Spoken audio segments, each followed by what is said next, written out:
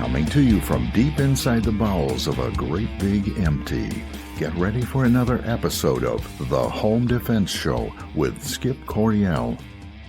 And that was Golden Glenn, the official announcer of the Home Defense Show, and I'm your host, Skip Coryell, author of 22 books, Marine Corps veteran, founder of the Second Amendment March, proud father of 7, grandfather to 19 and counting, and as a special bonus, I'm also madly in love with my own wife. My priorities in life are God, family, and country in that order, and I hereby promise to never compromise in my convictions. I may go broke, but I'll never go woke. And joining me today is my faithful co-host and my lovely wife, Sara Coryell. Sara, I just love you so much. I love you too. Okay. Hey, what do you think about this weather? It's like 12, 13 degrees. Are you loving it? Yeah, it's February. It's been doing this since October, November.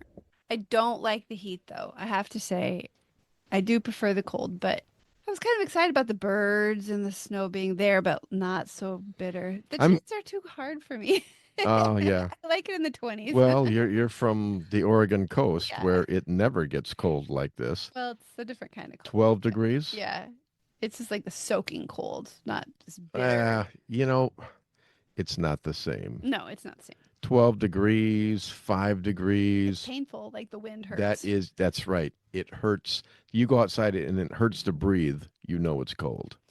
Yeah. Well, I don't hunt, so I don't spend as much time. Oh, well, I yeah, walk the that's dogs true. and stuff. But anyways, all right, let's vote on it right now. All in favor of springtime, raise your hand. Oh, yeah. Yep. All right. It's official. Spring is on the way, and I'm going mushroom hunting then. All right, Sara, what's on the show today? Well, today we're talking to gunfighting instructor Gabe Suarez from Suarez Tactics about pistol competition versus real-life gunfighting. Should be great. Then, in the shootingclasses.com self-defense report, we'll be speaking with Frank Skirpo from Connecticut. But before we get too far into the show, let's thank our sponsors, United States Concealed Carry Association, shootingclasses.com, and Center Shot Indoor Gun Range. And we'd also like to welcome our newest sponsor, Apple Tree Media. All right, Sara, what's in the news today?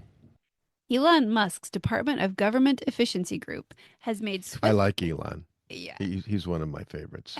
I mean, he dances goofy, but I don't know. He's a multi-billionaire and he's not afraid of anybody, and I just like him. Well, I appreciate what he's doing. His group has made swift work of the billionaire's goal to scale back or dismantle much of our federal government, end diversity policies, and otherwise further President Donald Trump's agenda. DOGE employees, many of whom have no government experience, have been going through data systems, shutting down DEI programs, and in some cases, whole agencies. As of February 10, ABC has tracked Musk and his DOGE team gaining access to at least 15 federal agencies. The White House and Republicans have claimed, without citing details, that DOGE is accountable to the president and will be kept away from conflicts of interest. Musk, though, according to lawmakers and attorneys representing federal workers, has violated laws, union agreements, and civil service protections. Trump has repeatedly backed Musk. Elon is doing a great job. He is finding tremendous fraud and corruption and waste, he told reporters on February 7. House Speaker Mike Johnson has also defended Musk and met with him several times since November. It's very exciting what they're able to do because what Elon and the DOGE effort is doing right now is what Congress has been unable to do in recent years because the agencies have hidden some of this from us, Johnson said after meeting with Musk on February 10. All right, well, Sara, the reason I had you read that is because I'm going to give you a promotion. This is hypothetical, okay? All right. Just pretend you are now the first female president of the United States of America. It's not Donald Trump, it's you. That's terrifying. Thought. And you have all the power over all of these federal government agencies. And I just want to know, who my wife is. Who am I living with? I want a better idea of after 20 years, I don't know. your totalitarian dictates. I'm just gonna name off some agencies here. Okay. And you just tell me, do we get rid of them? Do we keep them as is, or do we make them smaller? And this is at the federal level. Yes. the U.S. Department of Agriculture. They're in charge of all the farming regulations and all of that. Oh, I feel like maybe they're important because it is an interstate thing, but um, I'm not real impressed with what I don't know.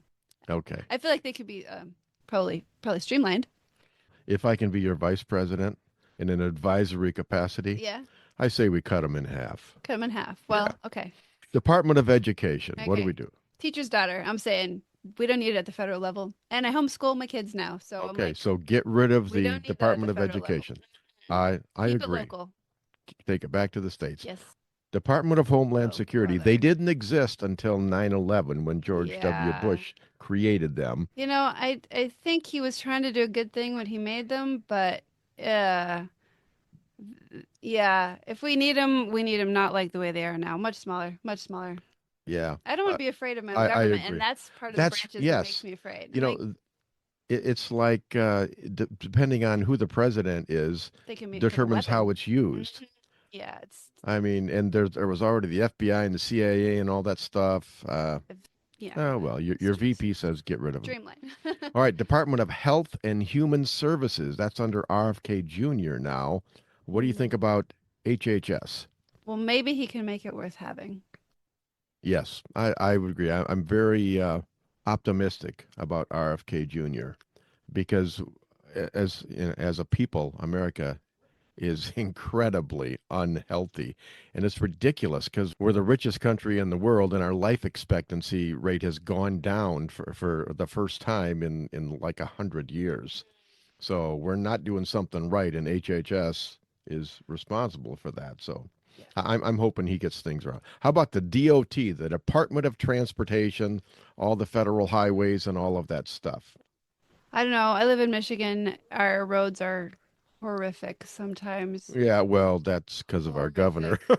Yeah, But you know, I can't see how airplane travel is achievable for, regular people, and there are no trains here really. So right. Well, your VP says do we need it? advises you to cut it in half. Yeah, Just as a start. State. So I mean, I can see how that it does apply because it's how the states relate to each other. But Department of Justice. oh, brother. That's the FBI. I don't know. Does that include the CIA? I'm not sure. The FBI, the ATF. I mean, cut to just. How about that? Okay. They're way too powerful. They almost succeeded in taking out the president. Your VP says cut them in half, and we can always add or take away as needed. Department of Defense. What about a military? Oh, we better keep that. Yes. Yeah, well, I'm a Marine Corps veteran. I say we keep the military. Keep the military because a lot of people out there that don't like us. But can we straighten it out? I mean, well, I think getting rid of Trump's already getting rid of the wokeness and all of that. Yeah. The primary job of the military is to kill people and break things. Kill the right people and break the right things. Right. Department of Interior. That's all of the land, the federal land, the forest, the that does not belong to the federal government. I have a strong opinion about that. That belongs to the state. Yeah, I say get rid of it too. So much of the West, and they should not. It belongs to the Oh, state. a strong opinion here from our president. But the VP agrees with you on that one. Department of Energy. What about that? What are they doing that's helping us? And under Biden, they didn't do anything that helped us. What are they supposed to be doing? They create regulations. All of these departments, they just create regulations and mandate them to, private companies and states and So all they do is make trouble. Yeah. Shall we get rid of them? Department of Energy. We don't need no stinking energy. I think that if they can help the states relate to each other smoothly, then they have a job. But if they are just creating, Let's cut them in half to start with. Shall we cut them in half? I'm saying more like a quarter. Okay. All right. Just all right. keep it real simple instead. All right. Department of Housing and Urban Development, HUD.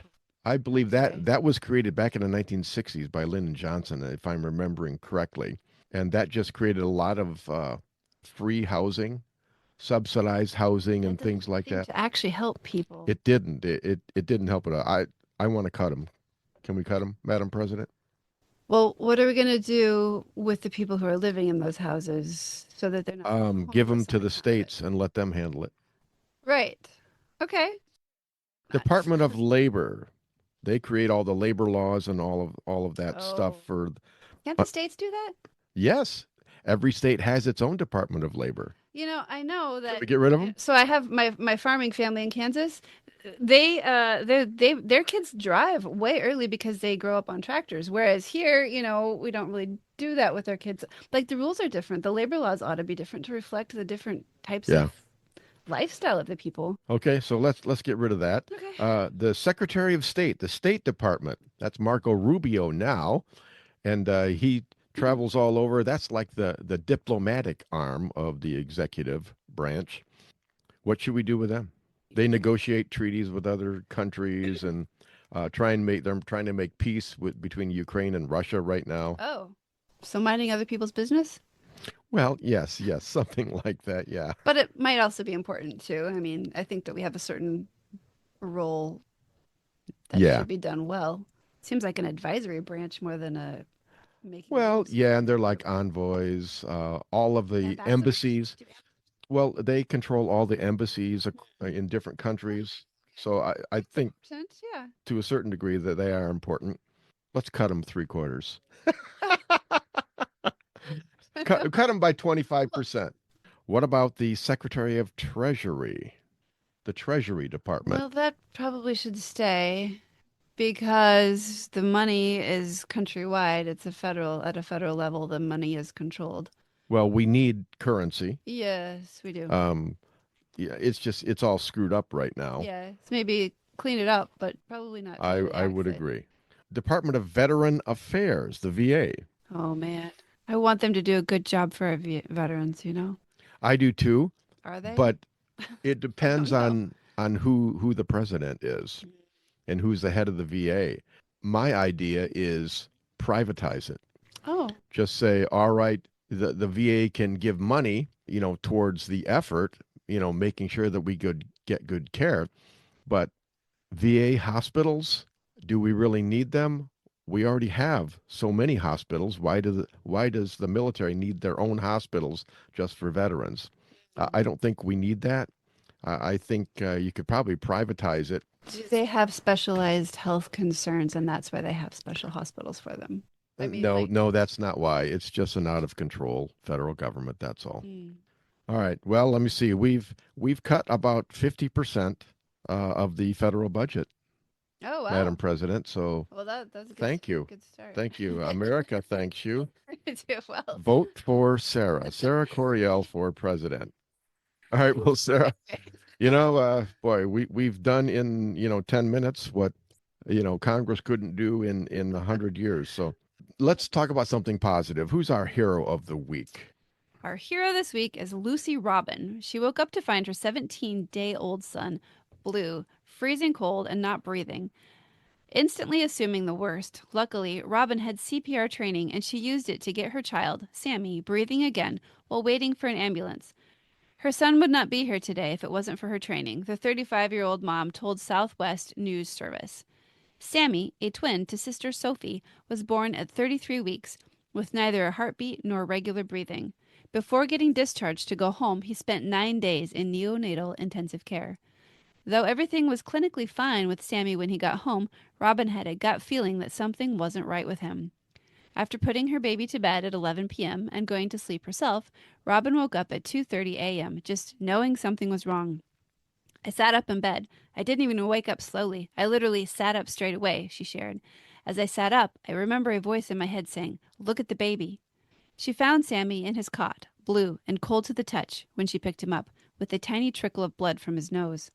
I shouted to my husband. He woke up and I said, "The baby's not breathing." Robin said, "At first, I thought he was dead. Then I needed to do something. My training kicked in. I had been taught CPR at work." As her husband made phone calls, Robin began CPR on Sammy. I got his breathing back, but not fully. He was taking a breath at once every 30 seconds, she said. Her husband called an ambulance, and Robin recalls him calling a family member to share that Sammy's gone. The paramedics arrived just in time, within 7 minutes, to take Sammy to the hospital, where they stabilized his breathing after 2.5 hours. I was giving CPR, and the next minute my house was full of paramedics and police, Lucy said. Sammy remained in the hospital for 4 weeks, but doctors couldn't determine exactly what caused the baby to go into peri-arrest, despite multiple brain scans.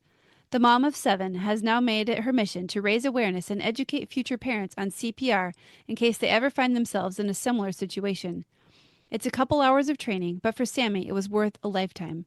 I think it's important people know how to help their babies, she said. The CPR kept his body pumping oxygen around him. I've got 7 kids. Never in a million years did I dream I'd have to resuscitate any of them, Robin shared. When you're discharged, no one teaches you anything unless you go out of your way to find it. I don't know what would have happened without that training. My son would not be here today. That amazing story. Yeah, this story amazes me because it would scare the snot out of me to have to give CPR to a 17-day-old infant. Yeah, they're so fragile already. Yeah, I mean, you could like break ribs. Right. Boy, maybe they're more flexible. I wouldn't know how to do it. It's like, how hard do I press? I remember that from class. 2 fingers? I think it's just 2 fingers. Yeah, just. Well, it's probably better to have a woman to do it because they have softer touch. Well, he was dying anyways, right? Well, yeah, but us cavemen, we would probably deflate them. So we're not gonna have any more babies, are we? No, we aren't. Okay. But I'm hoping for grandkids. Okay, all right. If one of the grandkids, one of the babies, I'm gonna let you handle it. I'll call 911. Okay. And you go ahead and do the CPR. Okay. Okay. I think we just saved a life just by that talk. I should maybe learn how first. Yeah. My memories are too old. All right, Sarah, what's coming up next? Next, we're talking to gunfighting instructor Gabe Suarez from Suarez Tactics about pistol competition versus real-life gunfighting. Then, in the shootingclasses.com self-defense report, we'll be speaking with Frank Skirpo from Connecticut. In the meantime, God bless and stay safe. We will be right back.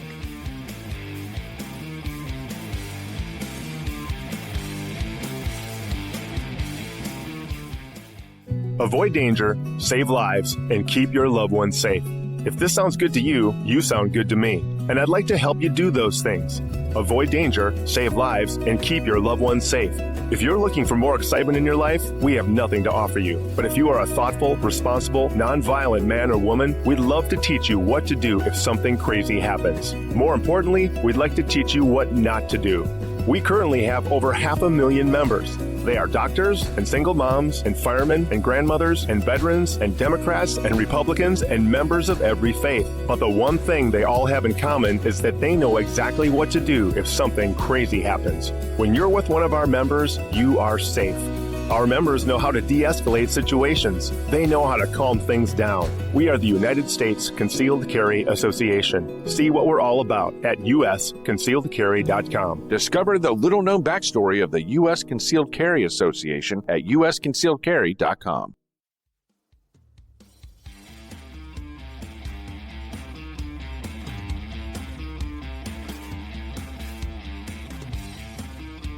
Some say his face is painfully ugly, and I agree. But who cares? This is radio. Welcome back to the Home Defense Show with Skip Coryell. And that was the beautiful and sultry voice of Golden Glenn, the official announcer of the Home Defense Show. Folks, we live in a dangerous world, and I want you to be able to protect and defend the ones you love. And that's why I have this show. It's my way of empowering you to accomplish one of your primary jobs in life. You are a protector and a defender. All right, listeners, before we get too far into the show, don't forget to check out our sponsors, United States Concealed Carry Association, shootingclasses.com, Center Shot Indoor Gun Range, and Apple Tree Media. Without our sponsors, this show wouldn't be on the air, so we thank you all. All right, and now I'd like to welcome a friend of mine back to the show.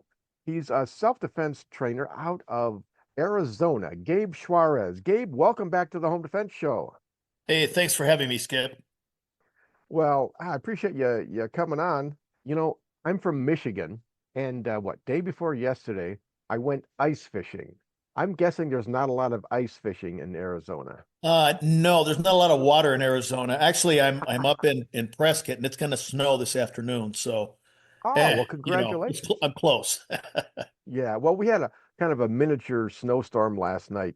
We got about, 7-8 inches of snow last night, and when I went out ice fishing, it was almost a foot of ice on the lake, Wow. which is kind of nice. And, you know, people from the South, you know, or the Southwest, I'll say that to them and they'll think, wow, you must be really tough to be out there sitting on a block of ice with a hole drilled in it trying to get fish. And you know, others will say, you must be really stupid, you know, to do something like that. But the way we do it, we have an ice shanty, just a little tent with a heater inside. So it's like 55 degrees in there. So Yeah. not Yeah. bad at all. I enjoy it. I just wish I'd caught fish. Gabe, you know, one of the things I like about you is you pretty much you shoot straight, not just with a gun, but you know, with your mouth and your intellect as well. And I was reading an email that you had sent out just a few days ago. It was about split times and you know how important they are, and basically about competition shooting and how it translates into a parking lot, into the real world. What is your opinion on that? Is that kind of training, is it useful, not useful? What do you think? Well, you know, and I've done a couple of videos like this for YouTube, and I have a lot of this stuff up on my Patreon page, and my perspective has always been fighting. When I was studying martial arts, it was for, you know, fighting on the street. There was some sport attached to it, but that was an aside. The focus was winning a fight. If it couldn't be used on the street, we kind of, you know, waved it off as useless. And my entire path into the martial art of the pistol or the gun was the same. I got into it for self-defense uses. And then when I was in law enforcement, you know, whatever I train, it's got to instantly translate to the street because I'm going to go out that night and I'm going to be hunting bad guys. And, you know, if my training has not been on point, I could get killed. And a matter of fact, there are a number of guys that their training was not on point, either non-existent or they trained the wrong stuff or whatever, and it cost them dearly. So my focus has always been on martial pursuits, not so much sporting pursuits. The issue comes up because the sporting pursuit is an ego builder, and man, do not attack somebody's ego because it's like saying something about their mom. They will fight you tooth and nail, and you know, so they grab onto the sport because that's where they get their identity, and for you to suggest that, you know, maybe this is not as applicable for street fighting as you might think, then they get angry with you, and you know, you get all sorts of attacks and everything else. And that's kind of the same thing that I've experienced with my various posts on the inapplicability of sports shooting to the street. Yeah, well, you know, one of the things that I tell my students, you know, I'll start out the class and I'll say, you know, there's a lot of stuff that I could talk about today, but I'm going to focus on two things. I want to teach you, you know, how to survive a gunfight and how to keep out of prison after the Yeah, gunfight. sure. And so that just seems real important to me. I mean, you can tell them, say, yeah, the three main parts of the pistol, the barrel, the frame, and the action, but out in the parking lot, that's not going to help you at all. Right, right. Um, you know, I guess I have never been into competition shooting, you know, for various reasons, but I've nothing against it. It's just that I just see what they do is they practice in a way that isn't going to help them or might even hurt them, you know, when they get out in the parking lot and someone's trying to kill them. Yeah, I agree. You know, I was talking to a good friend of mine, Mark Fleischman. He does law enforcement training in SoCal, and we were talking about this very same thing. And you know, he uses a timer in his classes because, you know, cops are very competitive and they want to know exactly how they did and this and that. I don't use timers in either my training or my classes. And I focus very, very strongly on accuracy. You know, my qual course, I mean, I don't really qual people, but, you know, we have a course that we shoot in our classes. And it's basically headshots, you know, what amounts to a 5-inch circle from 3 yards all the way back to 25 yards. And when in my own training, I usually max out the score. Okay, and I'm pretty happy about that. I'm not trying to go fast. my focus is on accuracy. My focus is on being very, very smooth. And so Mark and I were talking about the whole timer issue, and I used to teach with him back at Front Sight with with Taylor, and at the time, we're talking 1995. I mean, I was 35 years old, and I was super fast. I had I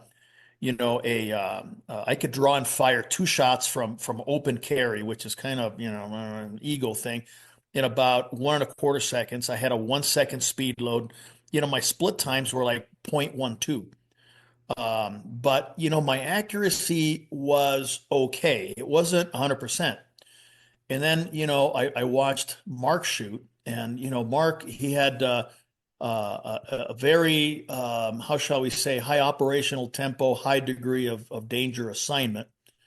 And I watched him shoot, and he was a little slower, but his accuracy was impeccable. And I thought, okay, you know what? This guy's been around longer than I have. I'm going to start, emulating him instead of the speed demons. And instantly my accuracy, got better. So I focus on the fundamentals of marksmanship, applied with a very strong degree of smoothness. So, if I am smooth, I will be fast. That's kind of what my thought is.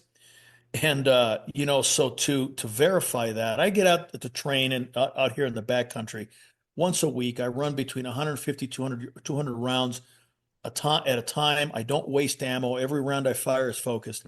But so this last week, I went out to train, and just for the hell of it, let me see where I am. And so from concealment, appendix carry, I was from beep to the first shot, 1.2 seconds, which, and I was stepping on the gas. Okay. If I am not stepping on the gas, I'm about probably, 1.3, 1.4, which is still very, very decent. But when I don't step on the gas hard, my accuracy is perfect. When I step on the gas, the accuracy diminishes a little bit. And so the question is, well, what wins a gunfight? You being lickety split fast, or having the level of accuracy where you're always going to get the hits, you're not going to miss, you're not going to have all these liability issues that come up, that people are concerned about, because every round you fire is going to hit its target. So I err on the side of accuracy much more than trying to be fast. Yeah, I always hear a lot about in the industry, people talk about the balance of speed and precision, but they never really define that. I guess in a real life gunfight, you have to be fast enough. You have to be faster than the other guy. Actually, you have to make the first, killing shot before the bad guy. Yeah, it's all about your timing. It's all about your timing, your ability to process the situation and arrive at the point of decision before the other guy does. It's got nothing to do with a timer. It's got to do with your ability to process information. Well, I use a timer in my classes for like intermediate people. And I know the whole, beginning, intermediate, advanced, that's all a relative term, but for the basic, Fuddrucker who just, jumped out under the bridge, right?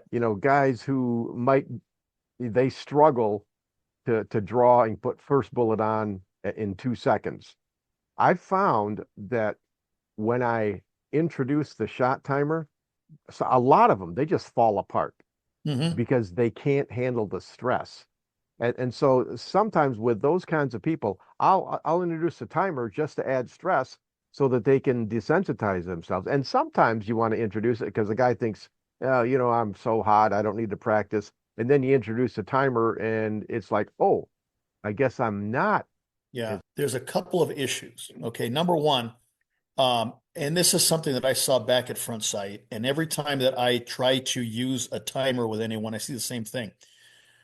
You develop very reactive, twitchy shooters. They're standing there. You can almost see them flinch when they expect that beep to go off. And it kills their initiative. It turns them into reactive people. And in a gunfight, we always want to have the initiative if we can. we are reactive by necessity, but we want to be proactive by choice if we can. And if you force them to wait for someone to tell them, Mother, may I, you eliminate their ability to be proactive. The second issue is, and I've been in gunfights. I mean, so it's not like I'm parroting something that somebody else told me. The clue to go is not going to be audible. It's going to be visual, what you're seeing the adversary do.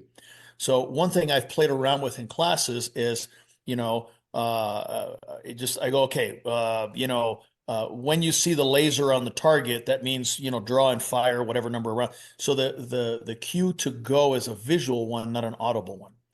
Insofar as stress goes, I don't like to create stress on the firing range. The firing range is in essence, if you look at it from a martial art perspective, the firing range is basically a line of heavy bags, and you have students delivering force on those heavy bags. They're practicing their punches. They're practicing their kicks. They're doing this. They're doing that. That's not stress. That's them learning technique in context to the exercise. For stress, what I do is I take them out of the firing range. I have them leave their guns at home. They come in. I give them an airsoft gun. They put a mask on, and I set them up against a real adversary who's going to do their best to shoot the living crap out of them. And then they have to negotiate that gunfight. That's real stress. The stress created by time and accuracy pressure and all that, that's false stress. You put a big guy 7 yards away from you with a padded baseball bat, and he's telling you, I'm going to knock that mask right off your face. I'm going to sweep you. I'm going to stomp your ass into the ground unless you get out of the way and shoot me first. That's real stress. And so what that does is it takes the technical execution that they learned on the shooting range, and it puts it into context of what a real street fight is. And then everything works. It's fantastic. I've had students that have been in fights, and I don't publicize them and everything like some of these other trainers do, because I respect the people's privacy. And to be quite frank, I don't need to make a big deal out of it, because I mean, I'm doing fine without, this weird advertising stuff that some guys do. But they text me, they call me, Gabe, this is what happened. It was great. It was just like in training. Oh my God. And I'm so encouraged and inspired when I hear those stories, because it says what I'm doing is right. We're on the right track. This is the way it's supposed to be. I create champions at gunfighting, not so much champions for the range. That makes a lot of sense to me. I'm going to borrow some of those techniques, Please. if you don't mind. Yeah. I mean, that sounds the whole visual versus audio, because in the parking lot, no one's going to say go. You're not going to hear a beep. It's going to be, oh, I see the knife, or he's coming towards me. I need to do something. Yeah. So yeah, it's going to be based on your ability to process the information that you're being given. And when you reach that point where the information's enough, it's never going to be 100%. And that's the thing that a lot of other instructors, you got to have 100% understanding, 100% target. The only time you're going to get 100% is after, when everything's said and done, and the homicide investigator says, okay, good job, or, come with me. So it's going to be, where am I? Do I have preponderance of evidence where I can go? And the minute you have that, it's an internal decision on your part. It's not something that comes from the outside. Well, Gabe, let me ask you this question then. When you're training, let's say you're doing airsoft, training one-on-one with people, do you ever videotape it for the benefit of watching it afterwards, so that people can see what they're doing, what they should have done, that kind of a thing? Well, yeah, absolutely. Especially now. I mean, everybody's got a smartphone. In fact, I have one that I use. It doesn't really work. I use it so I can put it down range, because if it gets shot, who cares? So I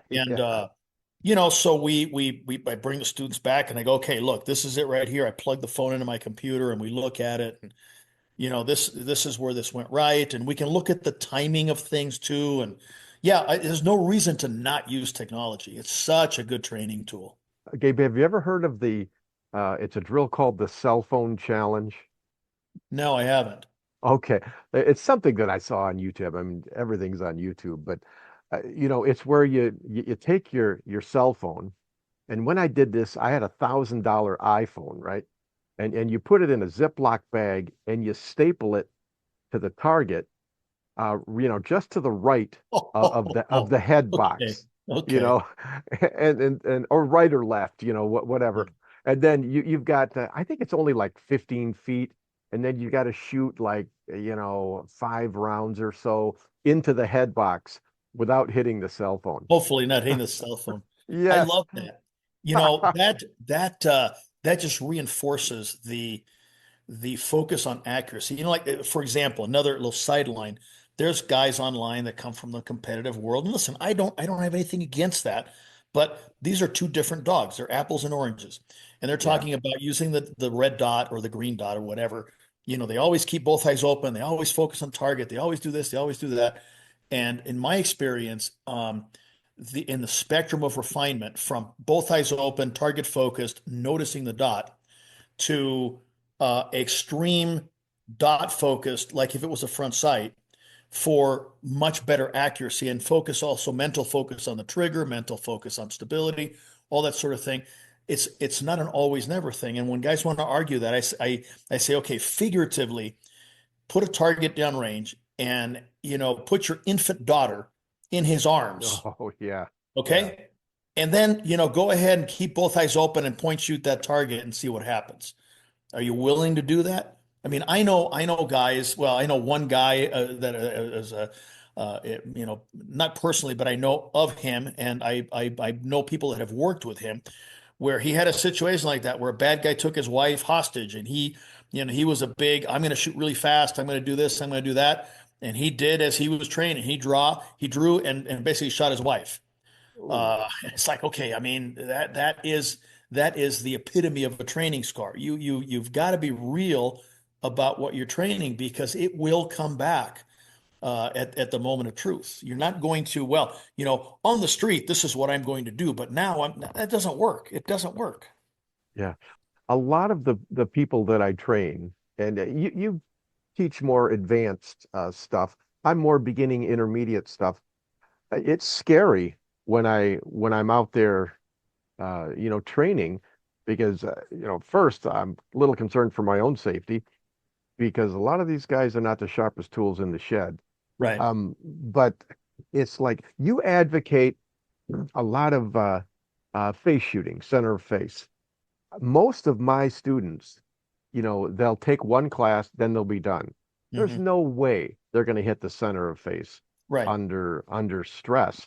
Well, just briefly tell us, why do you advocate center of face?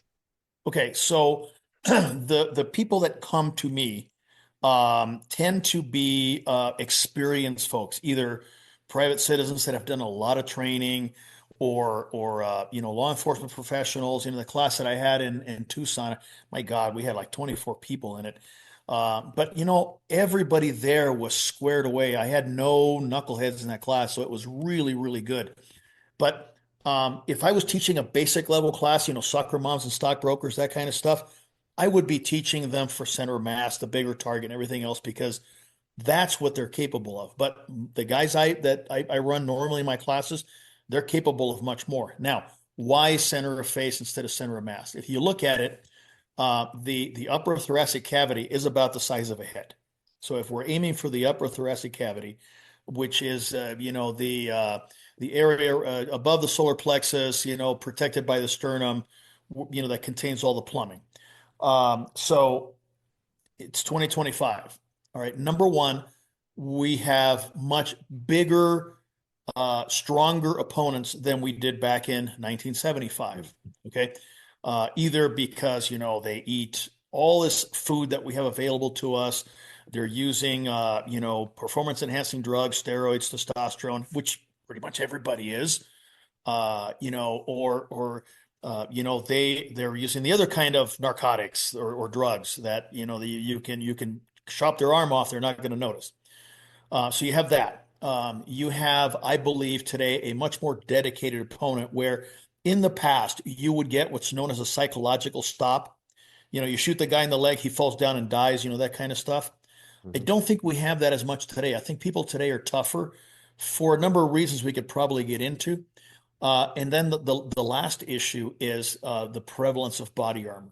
Back in the 1970s, 1980s, it was rare to come across an adversary wearing body armor. Today, I could go on my phone right now and order up a level 3 vest, and it'd be here overnight. So very, very much available. And then the final thing is the active shooter jihadi event is very much a real part of our world right now. And so these guys are wearing potentially explosive vests. Okay. And my contacts in modern counter-terrorist law enforcement tell me that these vests are not of super high quality. The explosives are very sensitive. And if they get hit with a pistol bullet, they're going to go off. So add all of those things up. And what the answer to me is, aim for the face. And if you hit the thoracic notch, which is that little curve up at the top of your sternum and clavicles where your neck is, and you can put anything in the center from there all the way up to the line of the eyebrows, that's actually a pretty big target. It doesn't have to be the credit card that you have on the the IPSC head box or the circle, or it's actually a much bigger target than most people realize, and it's actually not hard to hit. In our force on force classes, when I get these guys and they come out to train, I see the BBs bouncing off the face masks of the guys that are attacking them. So they're getting headshots under duress while moving in a simulated high pressure combative situation. So I don't think it's as hard to do as some people suggest. Yeah, I mean, I do that. Basically, I'll take like a 8.5 by 11 sheet of paper. I'll fold it in half, and that's about the size of a face. And if you can hit that, the other day I was out at a indoor range, and I was shooting at 25 yards, and I had a 6-inch group at 25 yards, and that's inside the head. So I guess what you're saying is, for people, if they're not going to practice, you teach them, you aim for the sternum, center of exposed mass. If you see potential in them and they have a drive for excellence, then you up the quality level, go for center of face. Yeah. I talk about this when I do instructor classes. I haven't done any in about a year and a half. Maybe I'll do another one next year. But I tell them, look, when you build up your training, you layer it. So like at the first layer, let's say I get half a dozen professionals that just bought a Smith & Wesson Model 10 or something like that, or I don't know, whatever the entry level pistol of 2025 is. And I know they're not going to practice. I know they're not going to, go and train and dry practice and do this and that. What I give them is going to be the only thing they do. The rounds they fire in my class are going to be the only rounds they fire, and they're going to go out on the street and defend themselves. What I'll teach them is basically grip, point, and then just press the trigger till the gun stops. Yeah. Which is basically a bastardized version of the Fairbairn system, right? Mm-hmm. I have them use two hands. I just have them point the gun. Everybody knows how to point a gun. I mean, when you're a little kid, you play water gun fights. Nobody has to teach you the Weaver stance, right? So just point the gun, work the trigger, and it takes maybe 3 hours to do, and they run 50 rounds, and it's good to go. But you get a group of military age law enforcement counter-terrorist guys, that they just got done deadlifting that morning. Their testosterone is so high that you could smell them driving down the road, and and they're here to train with you. And they go, okay, grip, position, point. Now that's not going to fly with those guys. Okay, we're going to practice. We're going to practice shooting heads out to 50 yards. Ready? Here we go. And then we're going to do it on the move. Right. And then we're going to put masks on and shoot the hell out of each other for the rest of the day with airsoft. And you guys are going to have like 10 gunfights by the time you go home tonight. Great. So you gotta teach to the crowd. Yeah, absolutely. All right. Well, Gabe, I have so many more questions I have for you, but I'll have to save those till next time because we are out of time. But thank you very much. But before you go, please tell people how they can get in touch with you, maybe take your training, your Patreon, all that stuff. Sure. So my main training website, all that's up there is just a few pictures and enrollment for classes. It's suareztactics.com, SuarezTactics, tactics.com.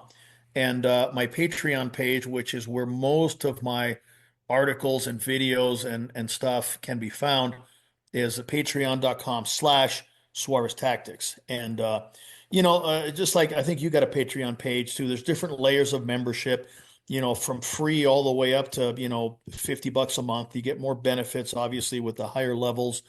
And there's free material there as well as paid material. But everything I've got, I think I've got, like, my God, 2,000 different posts now since I started I post something every day.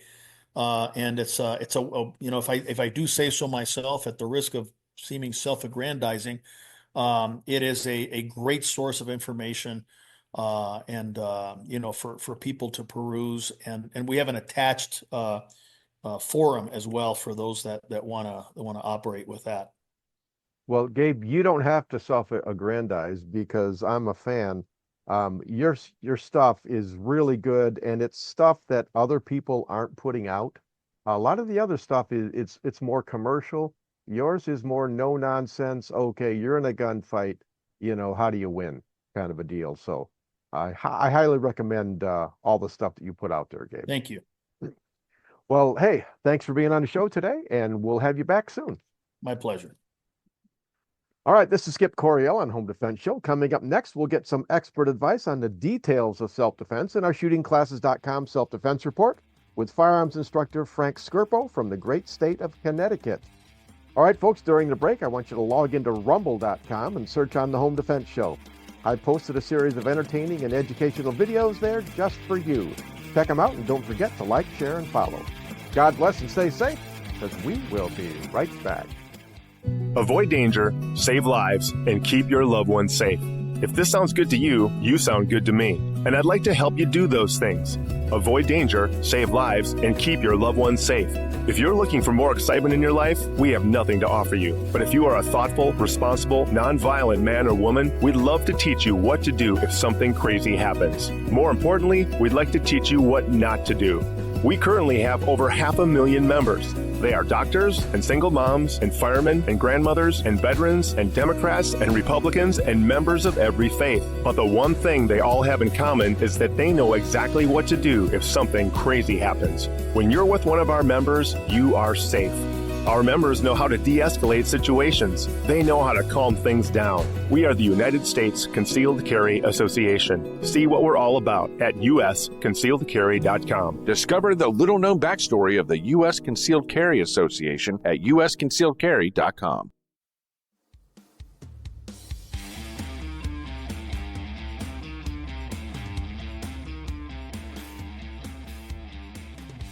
He's no Einstein, but he can read and write and feed himself just like a big boy. Welcome back to the Home Defense Show with Skip Coryell.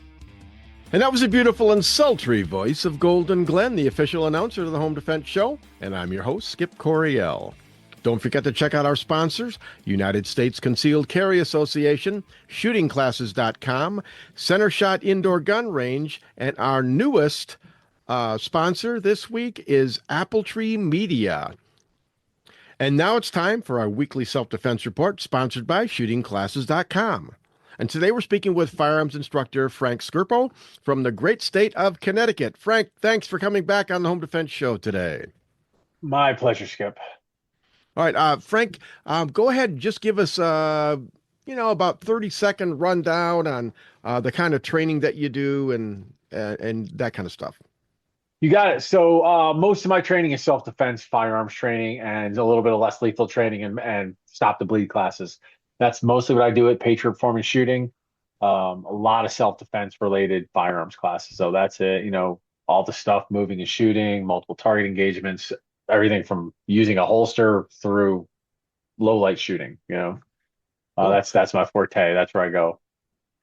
All right, and they can go to shootingclasses.com and search on That's Patriot correct. Performance Shooting. You got it. Awesome. All right.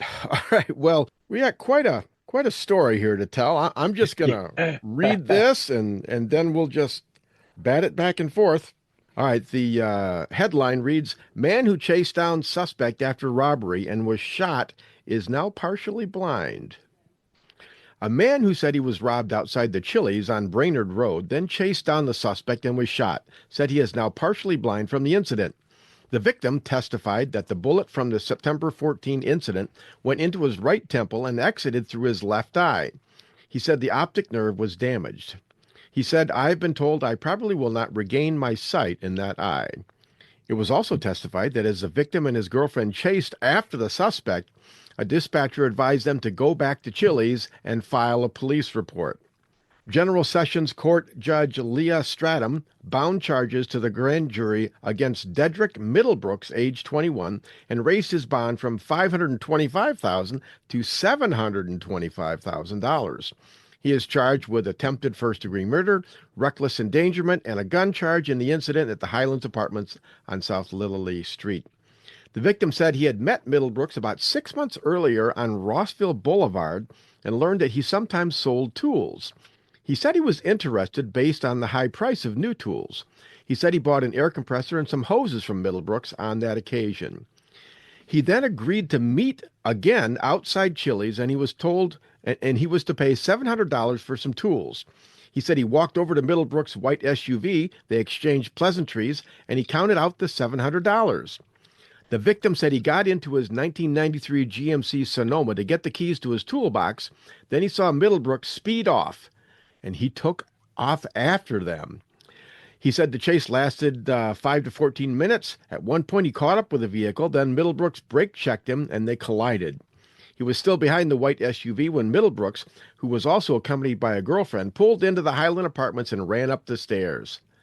He said he ran up the stairs himself and started down a hallway. There was an open door on the first unit on the right, and he saw Middlebrooks holding a gun in both hands. The witness said he was in shooting formation. His arms were out and his legs were spread. The victim said Middlebrooks started shooting at him, and he was soon hit. "My ears were ringing, and I could no longer see." All right. The girlfriend said the two men seemed to have a pleasant conversation at the car, but when the other vehicle left quickly, her boyfriend said, "This guy just took our money," and began following him. So this was there was a lot of passion involved in all of this. Over $700. Yes, over $700 and some tools. What's your initial thoughts on this, Frank?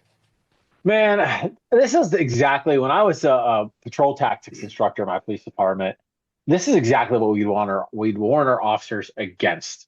Like, don't run into a place by yourself chasing somebody. It's the worst thing you can do. That's the first thing I thought of. I'm like, this is everything we tell them not to do. And this guy's not even a cop with like a radio and a gun belt on and a vest, and he's chasing this guy. He's unarmed, no training. Yeah.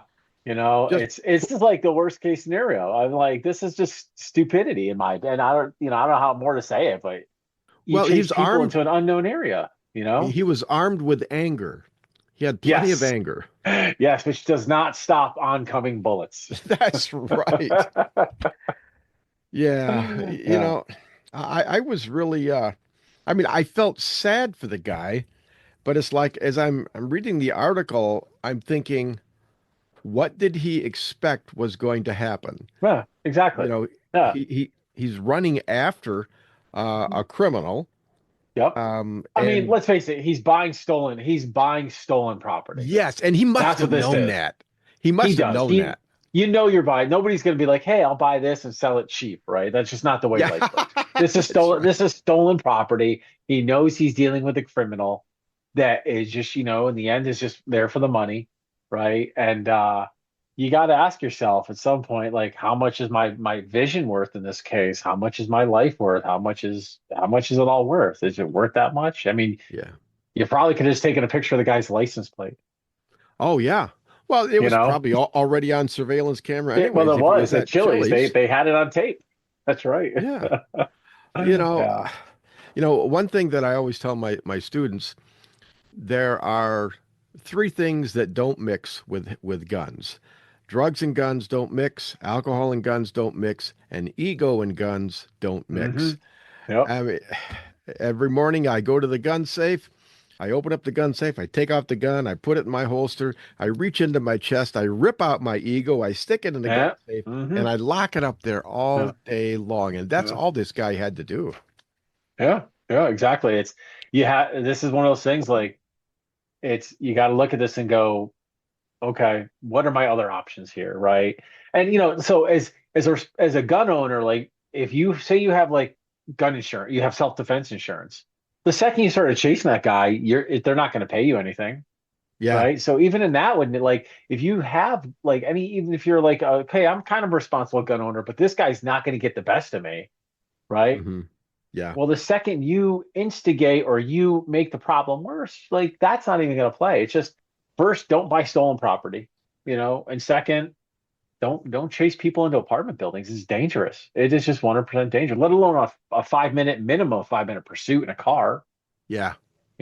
If you hurt that guy, if that guy got hurt that he was pursuing, and that guy's family sued, there's no doubt in my mind that the gentleman who's now blind would have lost the lawsuit. Yeah. Well, and there's another factor as well. He also put his girlfriend in danger as well. Yeah. Mm-hmm.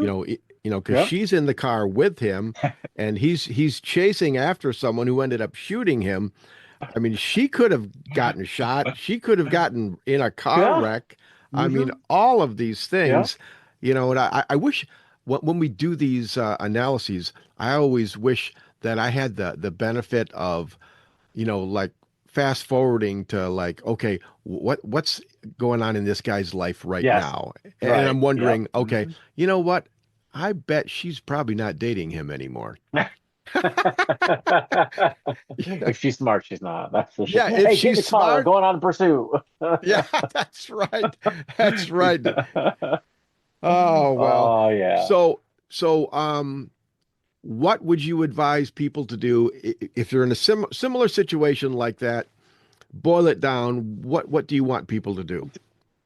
So don't go places where you're going to meet criminals. Like so, you're buying stolen property. Don't start with that. Don't buy it. But say you do think you're doing something legit, like this is a Facebook thing, and you're like, hey, okay, I'm going to buy these tools. Maybe the guy's going out of business or whatever, and they're meeting in a public place, which is good. Chili's, excellent. There's a video camera there, you know. But when the guy takes off with your money, grab a picture of his license plate, call the cops. Yeah. Yeah, Honestly, because that's it. That's everything else. Everything else puts you at risk of a minimum of a civil lawsuit. and what are you going to do? A pit maneuver? Right. You're Well, gonna imagine if run he there? hit somebody. If he hit somebody in that pursuit, he would have been criminally and civilly liable for that pursuit. Right? Yep. Just don't. It's not worth it. Not over, especially I don't care if it's your last $700. It's just not worth it. Absolutely. Yeah. The whole thing was unnecessary, could have and Mhm. should have Yep. been avoided.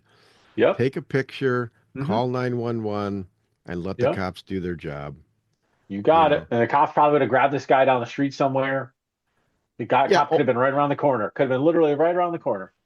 Well, know? or arrested him later on when he Right. did another crime. Exactly. Yeah, exactly. I mean, you This got the guy's guy. phone number. Yeah, that's Yeah. right. That's You right. got the guy's phone number, right? Just because someone's a So, criminal doesn't mean they're the smartest criminal well, they're in the usually not. world. They're usually not. All right. Well, Frank, that's a good analysis. I knew we would have fun with this one. Yes. I don't mean to make fun of this guy, but I'm hoping that he is more experienced and more wiser, even though he is blind in one eye. Yep. And I'm hoping the listeners take note of this. That's my big learn thing. from someone else's mistakes. Mm-hmm. Exactly. All right. Well, Frank, before we go, tell us again your company name and where they can go. You got it. It's Patriot Performance Shooting, and it's patriotperformanceshooting.com. You can also reach me at that on Instagram and Facebook and Twitter and all the social media places. My phone number, website is on my website. Email's on the website. You can message me right from there. You can see all the classes. You can go to shootingclasses.com and see the classes as well. You got questions? Just give me an email. All right, fantastic. Well, Frank, thank you very much for being on the Home Defense Show today. Great analysis. Thank you, sir. All right, folks, that about wraps it up for this week's show. I've had a good time, and I hope you have too. Please don't forget to check out our sponsors, Centershot Indoor Gun Range at centershotgunrange.com, shootingclasses.com to help you find the right trainer for your needs, United States Concealed Carry Association, and also Apple Tree Media. All right, folks, I've written 20-plus books, and they're all available on Amazon.com in paperback, ebook, and audiobook. This week, check out my book, Concealed Carry for Christians. It's all about the moral use of deadly force. And also check out the Home Defense Show videos on Rumble.com. And if you want training from me in person, then check out Midwest Tactical Training at shootingclasses.com. Please join us again next week for all your home defense needs. In the meantime, God bless and stay safe. Thank you for joining us this week on the Home Defense Show. Now, get out there and protect the ones you love. We'll see you next week with more of the best. Bye-bye, boys! Have fun storming the castle!